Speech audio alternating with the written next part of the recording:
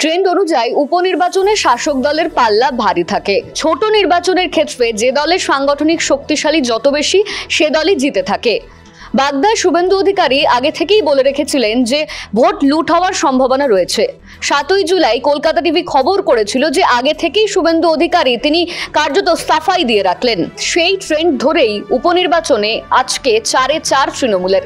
আর সেই নিয়ে আমরা এখন আলোচনা করব। আমাদের সঙ্গে রয়েছেন আমার প্রতিনিধি সত্যসুন্দর ভট্টাচার্য। সত্যদার সাথে আমি কথা বলবো। সত্যদা, লোকসভা নির্বাচনের ক্ষেত্রে দেখা গিয়েছিল যে বেশ কিছু কেন্দ্রে বিজেপি এগিয়েছিল। উপনির্বাচনের ক্ষেত্রে দেখা গেল যে এই 4টে কেন্দ্রতেই তৃণমূলের জয় জয়কার। এটা খুব মানে বলা যেতে পারে এর একটা হোমওয়ার্ক অনেক আগে থেকেই ছিল। তার কারণ হলো, আমরা যদি লোকসভা নির্বাচনের নিরিখে দেখি, ঠিক 1 মাস আগে লোকসভা নির্বাচন হলো এবং সেই লোকসভা নির্বাচনে 3টে আসনে, বিশেষ করে বাগদা, রানাঘাট দক্ষিণ এবং রায়গঞ্জ, এই 3টে আসনে কিন্তু বিজেপি যে লোকসভা নির্বাচনের নিরিখে এই 3টি বিধানসভায় বিজেপির ভোট কিন্তু এগিয়েছিল, তারা অনেক এগিয়েছিল। ঠিক 1 মাসের মাথায় আমরা যদি দেখি তাহলে কিন্তু এই 3টি আসনে কিন্তু তৃণমূল কংগ্রেস জয়লাভ করলো। শুধু তাই নয়, মানিকতলা, যেটা সেখানে তৃণমূল কংগ্রেস আগেই লিড ছিল, এই লোকসভা নির্বাচনেও তারা 3500 মতো ভোটে তাদের লিড ছিল। সেই জায়গায় দাঁড়িয়ে আমরা যদি হিসেবটা দেখি তাহলে হলো রায়গঞ্জে কৃষ্ণ কল্যাণী জয়লাভ করলো। তিনি কত ভোটে জিতলেন? 50,077 ভোটে জিতলেন। এবং এখানে খুব আশ্চর্যজনক, এই যে 50,077 ভোটে তিনি জিতলেন, এই রায়গঞ্জ বিধানসভাতেই কিন্তু 1 মাস আগে বিজেপির লিড ছিল 46,739। তাহলে আলটিমেট যে রিকভার হলো তৃণমূল কংগ্রেসের এই রায়গঞ্জে, সেটা হলো প্রায় 1 লাখের কাছাকাছি ভোট। তার কারণ এই 46,000কে রিকভার করে প্লাস 50,000 হলো। অন্যদিকে রানাঘাট দক্ষিণ আমরা যদি দেখি, মুকুটমণি অধিকারী তৃণমূল কংগ্রেসের, উনি কত ভোটে জিতলেন? উপনির্বাচনে তিনি জিতলেন 39,048 ভোটে। ঠিক এই আসনটা দিয়ে, রানাঘাট দক্ষিণ আসনেই বিজেপি এগিয়েছিল 36,736 ভোটে। তাহলে সেই জায়গায় দাঁড়িয়ে প্রায় 75,000 ভোটের লিড হলো, কেননা এই 36,000কে ক্রস করে তারপরে 39,000। ঠিক একইভাবে বাগদাতে মধুপর্ণা ঠাকুর, দেশের মধ্যে সবচেয়ে কনিষ্ঠ এই মুহূর্তে তৃণমূল কংগ্রেসের এমএলএ হলেন মধুপর্ণা ঠাকুর, তিনি লিড নিলেন 33,455 ভোটে। ঠিক এই বাগদা আসনটিতেই শান্তনু ঠাকুর লোকসভা ভোটের নিরিখে তিনি এগিয়েছিলেন 20,000 ভোটে। তাহলে মধুপর্ণার লিড কিন্তু আলটিমেটলি দাঁড়ালো 20,000 প্লাস 33,000, মানে 53,000। অন্যদিকে মানিকতলা বিধানসভাতে সুপ্তি পাণ্ডে লিড নিলেন এই 4টে বিধানসভার মধ্যে উপনির্বাচনে সবচেয়ে বেশি মার্জিনে 62,312 ভোটে সুপ্তি পাণ্ডে জিতলেন। আমরা যদি দেখি এই জায়গাতে কিন্তু তৃণমূল কংগ্রেস ইতিমধ্যেই 3,000-3,500 ভোটের লিড ছিল।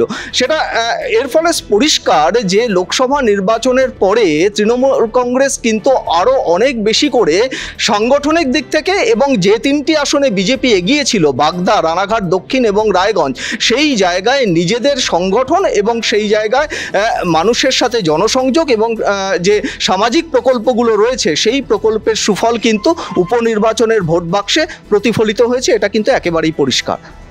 শুভেন্দু অধিকারী কিছুদিন আগে তিনি বলেছিলেন যে এই যে বাগদা কেন্দ্র যে নির্বাচন হলো, বা এই যে নবান্ন থেকে এই ভোটটাকে পরিচালনা করা হবে, কারণ সাধারণ মানুষের তৃণমূলের ওপর ভরসা নেই। তো সেই জায়গায় দাঁড়িয়ে কি এরকম বিষয়টা যে শুভেন্দু অধিকারী তিনি আগের থেকেই বুঝতে পেরেছিলেন যে বিজেপি কোনোভাবেই জিততে পারে না, সেই কারণে কি তার এই মন্তব্য ছিল? দেখো, এটা কিন্তু বলাই যায়। তার কারণ বডি ল্যাঙ্গুয়েজ এবং যে অভিযোগগুলো তিনি নিয়ে আসছিলেন, যে প্রশাসনিক আধিকারিকরা, ডিএম, এসপি সেখানে বাগদার উপনির্বাচনে তারা প্রভাব খাটানোর চেষ্টা করছেন, এই অভিযোগটা কিন্তু শুভেন্দু অধিকারী এনেছিলেন। কিন্তু এর মাধ্যমে এবং তার যে ফলাফল দেখা গেল যে মধুপর্ণা সেখান থেকে জিতলেন 33,000 ভোটের লিড নিয়ে, ফলে সেই জায়গায় সেটা যে একেবারে আক্ষরিক অর্থে সেটা যে একটা অভিযোগই ছিল, এবং সেখানে যে বিজেপি অনেক আগে থেকেই তাদের জমি হারাচ্ছে, তার একটা ইঙ্গিত কিন্তু শুভেন্দু অধিকারীর এই মন্তব্যের মধ্যে বা এই অভিযোগের মধ্যে কিন্তু সেটা পরিষ্কার হচ্ছিল। সার্বিকভাবে দেখতে গেলে আমরা সবাই দেখছি যে তৃণমূল কংগ্রেস 4টি আসনই জয়লাভ করেছে। একটু অন্যভাবে যদি দেখো তাহলে এখানে কিন্তু বিজেপিও 3 থেকে 0 নেমে এলো। মানে শুধুমাত্র তৃণমূল যে 4-4 হলো এমনটা নয়, বিজেপিও কিন্তু বাগদা, রানাঘাট দক্ষিণ এবং রায়গঞ্জ থেকে 0 এসে দাঁড়ালো। ফলে খুব স্বাভাবিকভাবেই বিধানসভাতে তৃণমূল কংগ্রেসের আরও 3 জন বিধায়ক সংখ্যা বাড়লো। সেটা স্বাভাবিকভাবেই আগামী দিনে তৃণমূল কংগ্রেসকে আরও বেশি শক্তিশালী করবে, এবং এই জায়গাগুলো, যে জায়গাগুলো তৃণমূল কংগ্রেস পিছিয়ে ছিল এবং সেখান সেখান থেকে যেভাবে রিকভার করলো সেটা যথেষ্ট গুরুত্বপূর্ণ, রাজনৈতিক মহল তো সেরকমই মনে করছে। ফলে শুভেন্দু অধিকারীর এই নির্বাচনের আগে, উপনির্বাচনের আগে তিনি যে অভিযোগ করেছিলেন, সেই অভিযোগটা যে অনেক আগে থেকেই বিজেপি যে ব্যাকফুটে, তার একটা প্রমাণ বলা যেতে পারে, এবং সেটা আরও বেশি সে আমাদের আজকের যে উপনির্বাচনের ফলাফল, সেই ফলাফল থেকে আরও বেশি স্পষ্ট হলো। শুভেন্দু অধিকারী 7ই জুলাই ঠিক কি বলেছিলেন সেই ফুটেজটা একবার দেখে নেব। ভোট লুট করে বাগদা ও রানাঘাট দক্ষিণ কেন্দ্রে জিততে চাইছেন মমতা বন্দ্যোপাধ্যায়। নবান্ন থেকে নাকি এমনই নির্দেশ দেওয়া হয়েছে। বিস্ফোরক অভিযোগ করলেন বিরোধী দলনেতা শুভেন্দু অধিকারী। বাগদায় বিজেপি প্রার্থী বিনয় বিশ্বাসের সমর্থনে প্রচার সভায় গিয়ে শুভেন্দু বলেন, নবান্ন থেকে জেলার পুলিশ সুপারকে ফোন করে নির্দেশ দেওয়া হয়েছে এই আসন জিতিয়ে দিতে হবে তৃণমূলকে। লোকসভা নির্বাচনের পরেই উপনির্বাচনের দামামা বেজে গেছে বাগদা, রানাঘাট দক্ষিণ, রায়গঞ্জ এবং মানিকতলা কেন্দ্রে। এই 4 কেন্দ্রের নির্বাচন ঘিরে ক্রমেই চড়ছে রাজনীতির পারদ। নিয়মিত প্রচারে যাচ্ছেন বিরোধী দলনেতা শুভেন্দু অধিকারী। এর মধ্যেই ভোট লুটের আশঙ্কাও শোনা গেল শুভেন্দু অধিকারীর গলায়। শুভেন্দুর সভায় মঞ্চ তৈরি নিয়ে প্রশাসনিক জটিলতা তৈরি হয়। অভিযোগ ওঠে একই জায়গায় তৃণমূলের হয়ে সভা করে গেছেন ফিরহাদ হাকিম। তবে কেন শুভেন্দু অধিকারীর সভার অনুমতি পেতে প্রশাসনিক জটিলতা তৈরি হবে? এদিন বাগদায় গিয়ে শুভেন্দু অধিকারীর অভিযোগ, নবান্ন থেকে ফোন করে বলে দেওয়া হয়েছে আসনটা চাই। মমতা বন্দ্যোপাধ্যায়, পার্থ ভৌমিক এবং রাজীব বন্দ্যোপাধ্যায়দের নিয়ে মিটিং করেছেন। নেতাদের সামনে থেকেই এসপিকে ফোনে মুখ্যমন্ত্রী বলেছেন এই সিট তার চাই। এরপরেই ভোট লুটের চেষ্টার অভিযোগও তুলেছেন শুভেন্দু অধিকারী।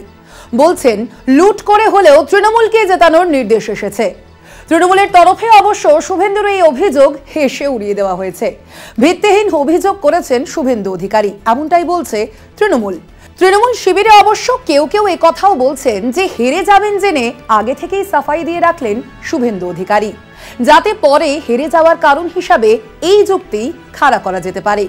বলা যেতে পারে আগেই আমি বলেছিলাম ভোট লুঠের নির্দেশ এসেছিল, সেই মতোই ভোট লুঠে মদত দিয়েছে স্থানীয় প্রশাসন। রাজনৈতিক বিশ্লেষকরা মনে করেন সাধারণত উপনির্বাচনগুলিতে ট্রেন্ড বদলায় না, শাসক দলের দিকেই ঝুঁকে থাকে ভোটের ফলাফল। সাধারণ মানুষের উৎসাহ থাকে কম, যে কারণে উপনির্বাচনগুলিতে ভোটদানের হারও খানিকটা কমই থাকে। অল্প জায়গা জুড়ে নির্বাচন হওয়ায় যে দল সাংগঠনিকভাবে যত শক্তিশালী সেই দল ততই ভালো ফল করে। লোকসভা নির্বাচনে বাংলায় 30 পেরোনোর টার্গেট রেখেছিল বিজেপি, কিন্তু সেই টার্গেটটাই কার্যত বিজেপির থেকে ছিনিয়ে নিয়েছে তৃণমূল। 2019 সালের থেকেও ফল খারাপ হয় বিজেপি। সেই দিক থেকে দেখতে গেলে বঙ্গে ভরাডুবি হয়েছে শুভেন্দু সুকান্তর নেতৃত্বাধীন বিজেপির। ফলে উপনির্বাচনে বিজেপি এই ধাক্কা সামলে দারুণ ফলাফল করবে এমনটাও মনে করছেন না রাজনৈতিক বিশ্লেষকরা। উত্তরে রায়গঞ্জ আসনে লোকসভায় ভালো ফল করেছে বিজেপি, বাগদা ও রানাঘাট দক্ষিণেও ভালো ফল করেছে। তবে উলটপুরাণ রাজনীতির অঙ্গ বলেই মনে করছেন বিশ্লেষকরা। যেমন সাগরদিঘি উপনির্বাচনে বাইরন বিশ্বাসের কাছে হেরে গিয়েছিলেন তৃণমূল প্রার্থী। তবে তৃণমূল কংগ্রেসও এই 4টি উপনির্বাচনকে যথেষ্টই গুরুত্ব দিচ্ছে। লোকসভা ভোটে সবুজ আবির ওড়ানোর যে ট্রেন্ড কায়েম হয়েছে, জয়ের সেই ধারা উপনির্বাচনেও ধরে রাখতে চায় তৃণমূল কংগ্রেস। তৃণমূলের সেই সাংগঠনিক শক্তির মোকাবিলা করতে বিজেপির সংগঠন কতটা প্রস্তুত সেটাই এখন দেখার। তবে লড়াই যে কঠিন সেটা বুঝেছেন শুভেন্দু, তাই আগাম সাফাই দিয়ে রাখলেন বলেই দাবি তৃণমূলের। গতকাল মমতা ব্যানার্জি পার্থ ভৌমিককে আর রাজীব ব্যানার্জিকে ডেকেছিল নবান্নে। শুনে রাখো, ওদের তো ঘরে আমার লোক আছে। রাজীব দেখছে রানাঘাট দক্ষিণ, পার্থ দেখছে এটা। ওদের সামনে দিনেশকে ফোন করেছে এসপি, ওকেও করেছে রানাঘাট। বলেছে আমি কোনো কথা শুনবো না, আমার রানাঘাট দক্ষিণ, রায়গঞ্জ, বাগদা চাই। 9-6 রিগিং ছাপ্পা, যা খুশি করতে হবে। আটকাবেন তো? আটকাবেন তো? জয় হরিবল, জয় হরিবল। রক্ত দিয়ে আটকাবেন, লড়াই হবে, শান্তনু এখানে থাকবে, আর আমি কল্যাণীতে ডলফিন হোটেলে থাকবো। যদি লুট করে থানা ঘেরাও হবে সন্ধ্যা 6টার পরে। এখানকার রসি শুনে রাখো, শুনে রাখো, সব মিলে ঘিরে বসে থাকবো। গণতন্ত্র রক্ষা করতে হবে। মানুষ যদি চায় আমরা জিতবো, মানুষ না চাইলে অন্য কেউ জিতবে। আপনারা দেখতে থাকুন কলকাতা টিভি এবং কলকাতা টিভি অনলাইন।